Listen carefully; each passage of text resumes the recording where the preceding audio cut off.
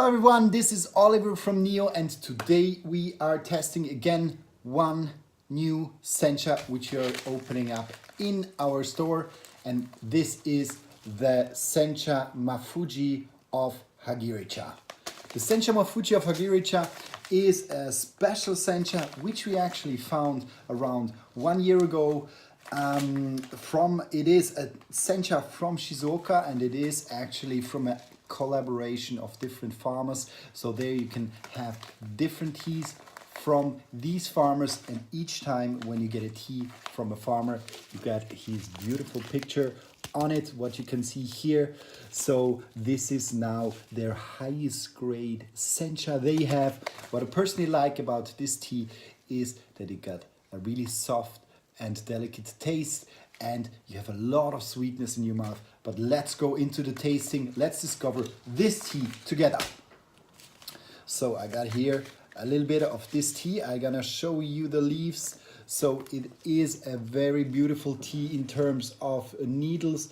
What you can see as well is that it is a shaded tea, clearly shaded, no stems in this tea. So you can really see that actually this tea here has a very beautiful dark color, no kind of bright spots, no stems in it, and it has this a little bit shiny taste which is coming from the theanine and which is from a shaded tea. And what you can see as well is that you have beautiful long needles. You can really see how shiny this needle here is in the light. When I just turn it in the light, beautiful, good sign for a shaded tea. Lot of theanine, lot of sweetness, and very little of astringency.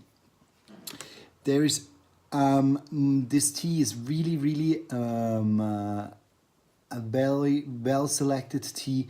What you can see as well is that really, like when I show it close, you can really see it's nearly like a Gyokuro but with long needles, and you can really see how shiny this tea is when I just turn it in the light. So beautiful. And personally, one discovery, we have introduced it here at the market, so on the weekly market where we always go, and people really bought this tea a lot. And I was personally a little bit surprised because there's still a small astringency in this tea.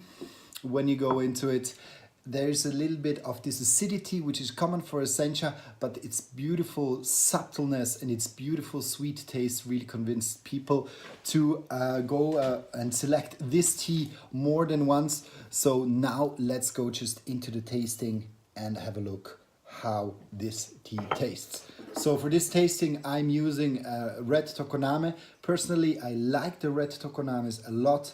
When you don't like too much, a little bit this marine taste, a little bit this brothy taste of a Sencha, then you should go for the dark one. But if you like a little bit to trigger, to push the freshness of a Sencha, really go for a red tokoname. This is what I do, and this is when I'm tasting a Sencha, I always or nearly always go for the red tokoname.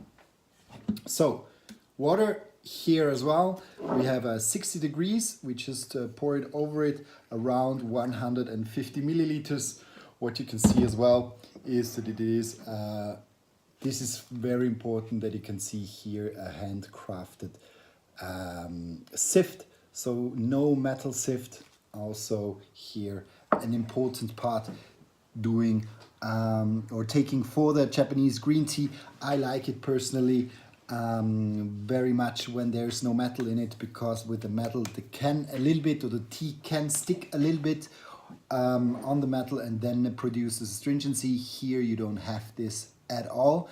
You just leave in the tea for 1 minute, so you can really see how the tea starts to unravel, how it gets greener and greener in the water, and how it starts to unfold. And here really you see the beauty of this tea, turning from its dark nearly black color or dark green color into this beautiful greenish color.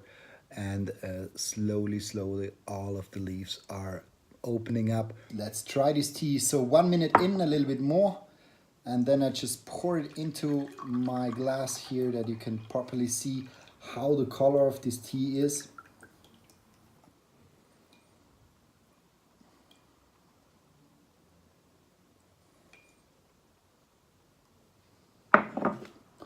And let's look at the color so you can see a little bit of a cloudy, but only very slight cloudy water color. So it's more transparent. I have seen more cloudiness with other Gyokuros, for example, like the Chamusume, which I did the other day, or the Sashahime was much more cloudy. This one here is pretty transparent. You can see when I go with my finger behind, you can see really clearly see the contrast behind it.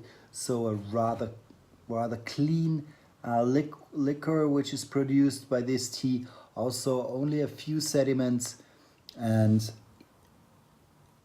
kind of a little bit of a yellow touch, a little bit of a golden touch, but pretty greenish as well. So it's more in the direction of the green color than really in the yellow color, which we know from bancha or other teas, which are a little bit darker, a little bit more stems.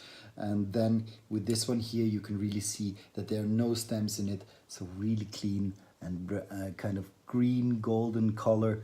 This is typical for a very beautiful shaded or longer shaded tea.